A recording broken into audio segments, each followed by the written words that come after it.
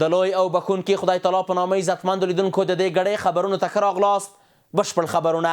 د کابل په مرکزي سیمو کې د ګڼې ګوڼې د زیاتوالي سره د ښاروالۍ ځینې د سړک پلورونکي چمني حضوري چمن ته استولي دي. چارواکي وایي چې د اقدام د ښاري نظم رامنځته کولو، د ترافیکي ګڼې ګوڼې کمولو، د پیاده تګ راتګ کوونکو لپاره د اسانتیاوو د برابرولو په موخه ترسره شوی دی. په کابل کې د چمن حضوري سیمه د لاس پلورونکو لپاره ځانګړې شوې ده. دا د کابل د چمن حضوري سیمه ده، هغه ځای چې تازه د ښاروالۍ له لوري د لاس پلورونکو د یوې برخې د فعالیت لپاره ځانګړې شوې ده. دغه اقدام وروسته له هغې ترسره شو چې ښاروالۍ ته د اوسیدونکو د مکررو شکایتونو له مخې د ښار په ګڼه ګوڼه سیمو کې د سړکونو او پیاده روونو د ګڼې ګوڼې ستونزه راپورته شوه. د کابل ښاروالۍ مسؤلینو ویلي چې دغه ځای په موقتي توګه د لاس پلورونکو لپاره ځانګړی شوی او لومړني خدمات ورته برابر شوي دي. د کابل ښاروالۍ استازی نعمت الله بارکزی وایي چې د اقدام د ښار د نظم د ښه کولو او د لاسي پلورونکو د فعالیت د اسانتیا لپاره ترسره شوی دی. و از دولت ما خواهشمند هستیم که ما را میخواد از اینجا انتقال بده بر چمن حضوری و به خاطر یک جور جراب و به خاطر یک بعضی چیزهای دیگه که مردم سودا میکنه نمیتونه که مردم به خاطر یک جور جراب ای چمن حضوری بیاید و از دولت خواهشمند هستم که یک جای یک کار صحیح بر ما فراهم کنه. خواست ما شورای همین است که چمن دور است و مردم پیش یک ضرورت نمیره یک جراب مثال فرض مثال یک ترکاری که زمین صاحب ما یک جای تعیین کنه. خو په دې حال کې یو شمېر لاس پلورونکي د خپلو پلورونو د کمیدو او له پیرودونکو لرېوالي له امله اندېښمن دي. محمد علم د کابل د افغانان ساحې یو لاس پلورونکی وایي که په مرکزي ښار کې د مناسب ځای نشتوالی وي، د هغه او د خپلو همکارانو لپاره ورځني ډوډل ګټل به ستونزمن شي. د دوی غوښتنه له ښاروالۍ دا ده چې په ښار کې یو مشخص ځای د لاس پلورونکو لپاره جوړ کړي. یک تعداد از دستفروش‌هایی که در این ساحه بودند به یک زمین سفید در سایه چمن حضوری انتقال شده. در خود چمن حضوری عملا هیچ نوع سرسبزی وجود نداره و یک ساحه است که استفاده خاصی از صورت نمیگیرید و دستفروش‌ها به گونه دائم نمیتونن یک جای باشن. فلهذا فعلا در اوج اونا انتقال شده. درباره موضوعات بعدی قطعا در این باره تصمیم گرفته خواهد شد، اما یک موضوع رو واضح باید بگوییم که دستفروشی در شهر کابل نمیتونه شغل دائمی باشه یا باید یک شغل نیمه وقت باشه. که څه هم د کابل ښاروالۍ دغه اقدام د ښار د نظم د ښه کولو په لور ګټور ګڼي، خو یو شمېر پلورونکي ویره لري چې چمن حضوري ته د انتقال له امله به د هغوی پلور کم شي. اوس باید وکتل شي چې دغه طرحه تر کومه حده کولی شي د ښار د نظم او د اوسیدونکو د ژوند ملاتړ ترمنځ توازن رامنځته کړي. د ژمي له پیل سره د بغلان ولایت په بازارونو کې د سون توکو بیې لوړې شوي دي. د ولایت اوسېدونکي وایي چې د لرګیو، ډبرو، سکرو او نورو سون توکو بیې د پخوا پرتله لوړې شوې او ډېری کورنۍ نشي کولی چې دا توکي واخلي. د دې ولایت پلورونکي وایي چې د بیو د لوړوالي اصلي لامل د ترانسپورټي لګښتونو زیاتوالی دی.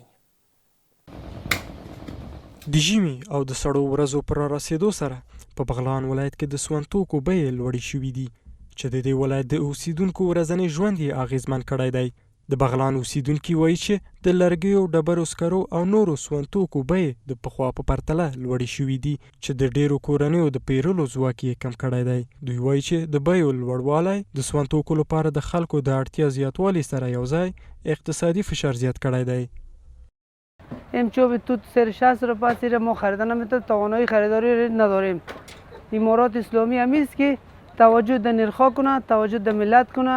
کسی که پیسه دار است او زورش میرسه، مثلا شوب میتونه اگر 200 روپیه شب میتونه بخره. کسی که غریب است به کراچی کار میکنه یا با دیگه چیزا کار میکنه، به دست کار میکنه، اون نمیتونه شوب بخره. به خدا قرض میکنم میرم در خانه خود. ایزوم و ایگا پاک هیچ تونوز مچری را نشونده بس خود خبری والا باشه. هیچ چیز من ندارم. من کار میکنم 100 200 میره در پیسه نون. که څه هم پلورونکي د سون توکو د پیر او پلور نه رضایت څرګندوي، خو دوی وایي چې د دې موادو ډیری برخه په ځانګړې توګه لرګي له ګاونډیو ولایتونو وارد شوي او د ترانسپورت لګښتونه پر وروستی قیمت اغیزه کوي. نسبت به سابق حال خیلی خرید کم است، اگرچه مهاجر هم آمده، دیگه هم آمده، نفوس ما فضل خدا زیاد شده، امنیت هم است، هر حسابهای ما خلیمت است، مگر یک ذره خرید کم است. شاید که مردم اقتصادش یک ذره ضعیف باشه. دیگه اولو که بود در بین 5 و 6 روز یک مدل چوب سودا میکردی دیگه سودا میشد ولی قدر نیست. چوب ما از سمت مزار شریف میاریم، از امام صاحب میاریم، از طلا برفک میاریم. له بل خوا د بغلان ولایت د صنعت او سوداګرۍ ریاست چارواکي وایي چې د بازار کنټرول روان دی او د سون توکو د بیو د تنظیم لپاره د څارنې پروګرامونه پیل شوي دي. د دوی پر وینا د بیو د لوړوالي مخنیوی او په بازار کې توازن رامنځته کول د دې ادارې له لومړیتوبونو نه دي.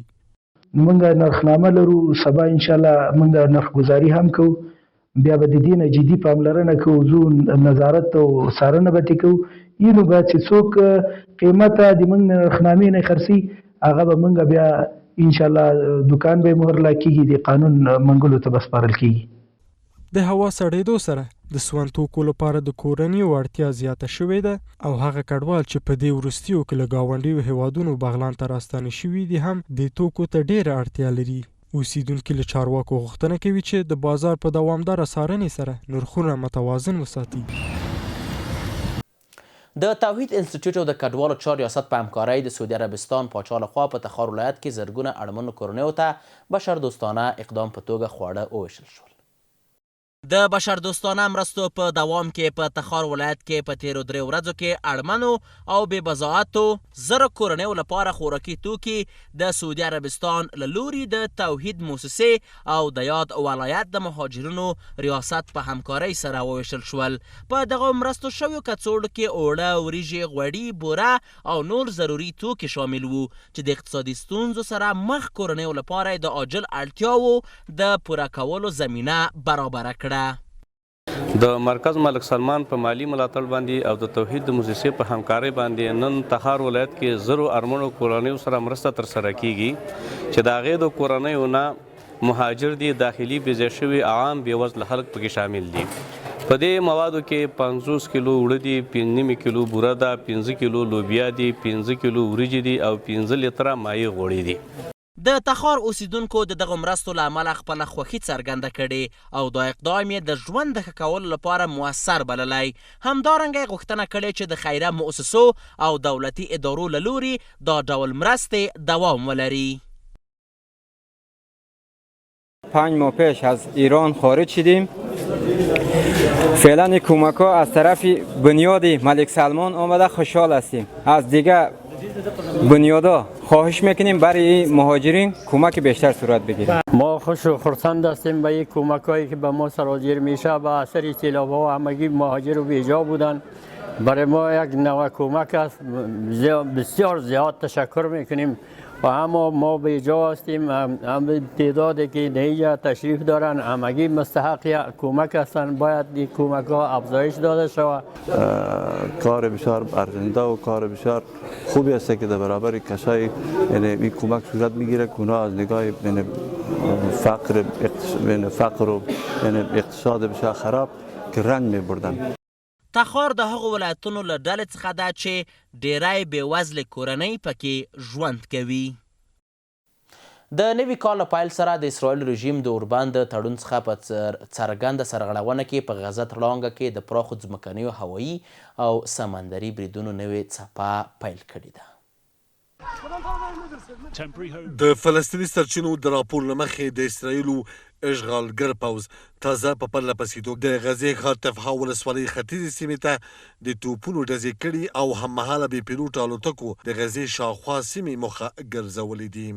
په دې بریدونو کې د اسرائیلو زغروار موټرونه هم د صلاح الدین سړک په اوږدو کې د کډوالو خیمو پر لور اور پرانیستی چې په پایله کې د استوګنې سیمې په پرله پسې توګه ویشتل شوي او د ملکیانو په ځانګړي ډول د ښځو او ماشومانو ژوند له جدي ګواښ سره مخ شوی. دغه بریدونه په داسې حال کې شدت مومي چې د اسرائیلو کابینې مخکې د ښارګوټو د پراختیا پلان تصویب کړی او په لویدیځه غاړه کې د 19 نوو ښارګوټو جوړولو ټینګار کړی دی. څارونکي وایي دا پرېکړه د فلسطین د مستقل هېواد د رامنځته کېدو مخنیوي لپاره شوي او د دې رژیم د اشغالګر سیاستونه دوام څرګندوي. د خپاره شوو شمېرو له مخې یوازې د 2025 زېږدیز کال د اکتوبر په 11مه د اوربند له اعلان راهیسه اسرائیل ورته هېڅکله ژمن نه دی پاتې شوی. له 414 زیات فلسطینیان شهیدان شوي او لږ تر لږه 1150 نور ټپیان شوي. دا شمېرې څرګندوي چې هر ډول هوکړه کاواکه ده او د تل‌آویو لخوا اعلان شوې ژمنې هیڅ اعتبار نه لري. پابندی یا عدم پابندی رژیم صهیونیستی اسرائیل در توافقنامه‌های آتش‌بس بیشتر در چارچوب منافع ملی اونها بوده و طبیعتاً در هر جایی که منافع ملی اونها اقتضا کرده سعی کردن که با این اصول پابند باشن و در جایی هم که منافع ملیشان اقتضا نکرده و بدونی که توجه و تمرکزی به این موارد داشته باشن و این توافقنامه رو نقض کردن. بنابراین در خصوص غزه هم به همین شکل است. اما نقطه قابل عطفی که در اینجا مطرح است این است که سیاست‌ها و سازوکارهایی را که امروز اسرائیل و حامیانش در خصوص شهرک‌سازی، طرد مردمان فلسطین و جلوگیری از مستقل بودن این سرزمین به عنوان یک کشور اتخاذ شده هست، من فکر نمی‌کنم که این موضوع به جای برسد به دلیل از اینکه مبارزات و جانفشانی‌هایی را که مردم فلسطین در طی چند سال اخیر داشته است صرفاً به خاطر استقلالیت و آزادیشان بوده.